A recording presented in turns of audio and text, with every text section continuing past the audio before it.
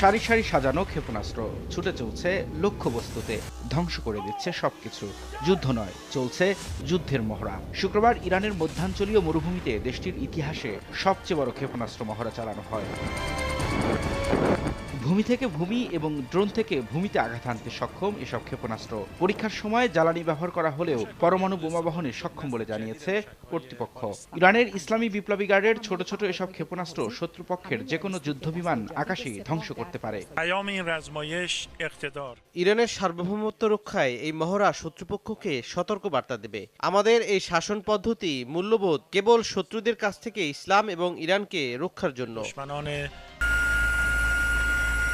পরমাণু কর্মসূচিকে কেন্দ্র করে ওয়াশিংটনের সঙ্গে তীব্র উত্তেজনার মধ্যে একের পর এক নতুন শক্তির জানান দিচ্ছে তেহরান। গেল বুধবার ওমান সাগরে সামরিক মহড়া করেছে ইরানের নৌবাহিনী। ওই মহড়ায় মাখরান নামের একটি সামরিক জাহাজের আনুষ্ঠানিকভাবে উদ্বোধন করা হয়। এটি এ যাবৎকালের সবচেয়ে বড় সামরিক জাহাজ হিসেবে ইরানের নৌবাহিনীর পক্ষ থেকে দাবি করা হয়। এর আগে গত শনিবার পারস্য সাগরে ব্যাপক আকারে নৌমহড়া চালায় তেহরান।